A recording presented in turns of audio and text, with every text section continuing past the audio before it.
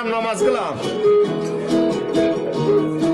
Füzuli rayon icra hakimiyyətinin başçısı Ali Aliyevin ictimai-siyasi humanitar sahə üzrə müavini Gülbahar Eyvazova həyat yoldaşının TikTokda qeyri-etik ifadələr işlətməsi ilə gündəmə gəlib.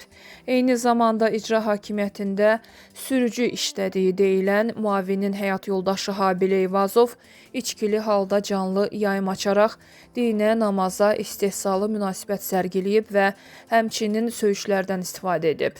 Onun bu hərəkəti müzakirələrə səbəb olub və sərt tənqid edilib. Məsələ ilə bağlı Füzuli rayon icra hakimiyyətindən sorğumuza belə cavab verildi. Sürücü vəzifəsində işləyən Habil Eyvazov uzun müddətdir ki, bizdə çalışmır. Bugün isə Gülbahar Eyvazova işdən ayrılmaq üçün ərizə yazıb. Onun müraciətinə baxılacaq. Qeyd edək ki, bu barədə İlk Demokrat Az saytı məlumat yayıb. Bu videonu izləyən hər bir kəsdən üzr istəyirəm. Özüm namaz qılıb oruç tutmasam da həmişə Allaha inanmışam, mənəvi dəyərlərimizə hörmətlə yanaşmışam.